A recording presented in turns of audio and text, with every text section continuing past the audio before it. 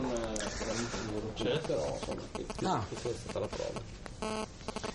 The basic idea behind this is very, very simple. In fact, it's so simple that we were surprised when we did our patent search that nobody had thought of that before.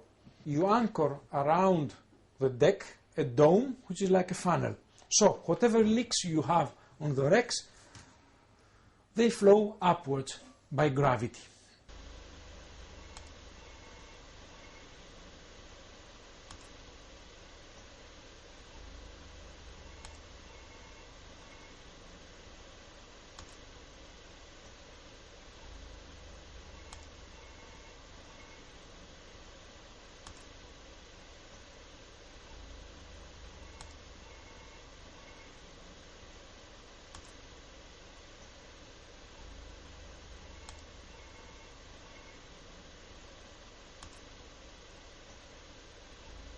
Once in place, it is completely passive. You leave it there. There are no pumps operating, nothing.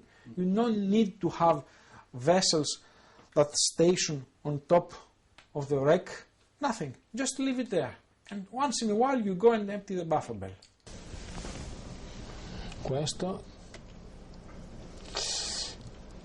Questo è per petrolio, sai, di prestige, perché noi abbiamo scelto un tubo, il petrolio era molto viscoso, sì, quindi era molto difficile da fare, però adesso sì. Per i gas e questi dettagli particolari del buffer bell che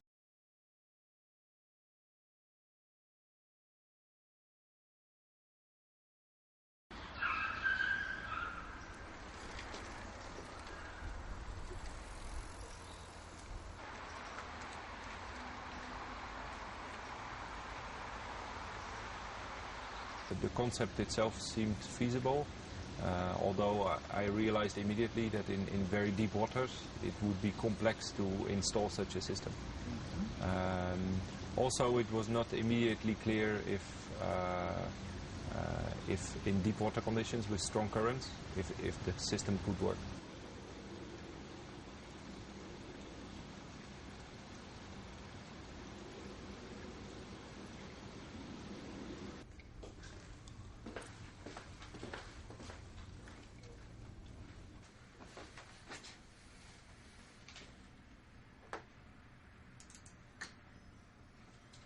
These pictures show the test setup in our offshore basin. This picture here shows the dome covering the wreck with the riser tube going up, the buffer bell keeping up the entire structure, and a shuttle tanker for periodic offloading of the buffer bell. In our basins we can model environments of current, waves and wind, and we tested different wave conditions, so everyday operational conditions, but also severe storms.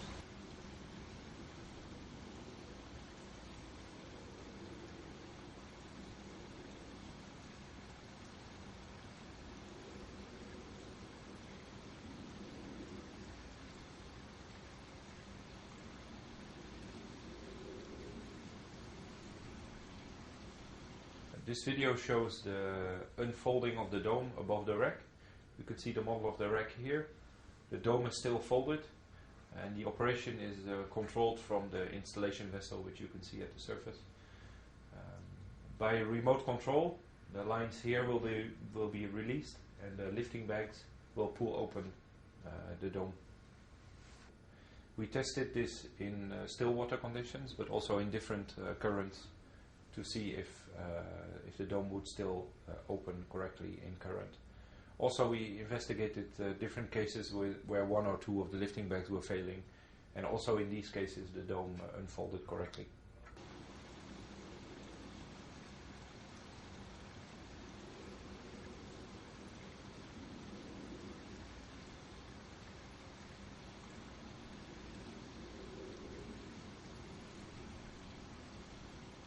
This is a test in very severe storm conditions with wave heights of 12 meters.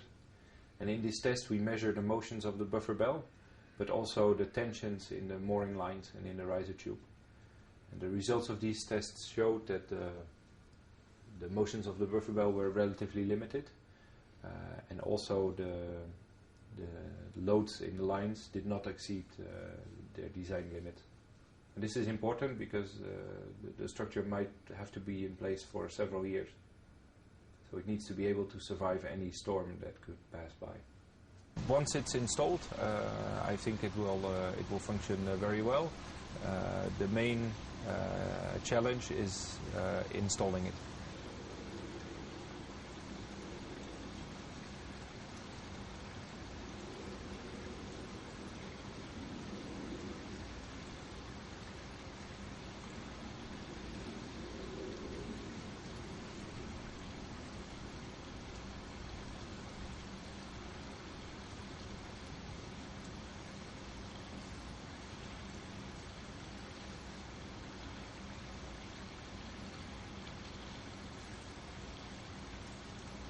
I would say that the optimum depth, operational depth, is anything from 500 meters till 2000 meters, the optimum.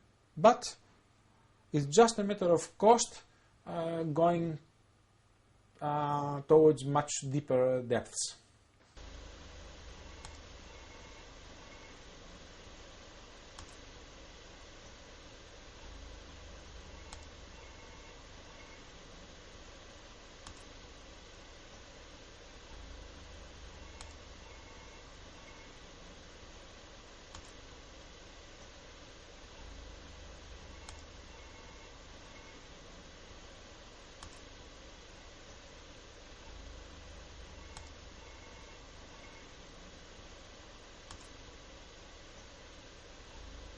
Now we have a very solid engineering design, not just an idea, with dimensions, costs, deployment procedures, other operational procedures, although of course there is no full-scale prototype.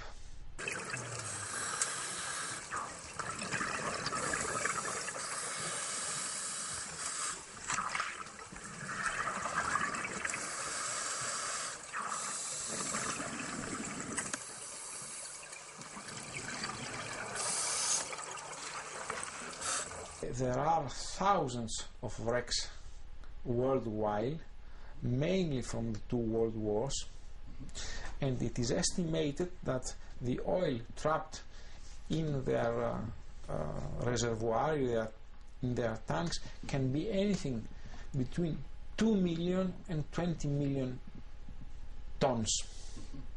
Now, most of these wrecks, now 60 years after the Second World War, start becoming unstable because of the corrosion. 60 years in the water corrodes slightly, and there is a risk that oil starts flowing up from these wrecks. Now, some of these wrecks are placed near ports or near, let's say, coastlines that have significant touristic and commercial activities. So these, and they undoubtedly constitute a threat. On the applicability of DFIS to oil well blowouts,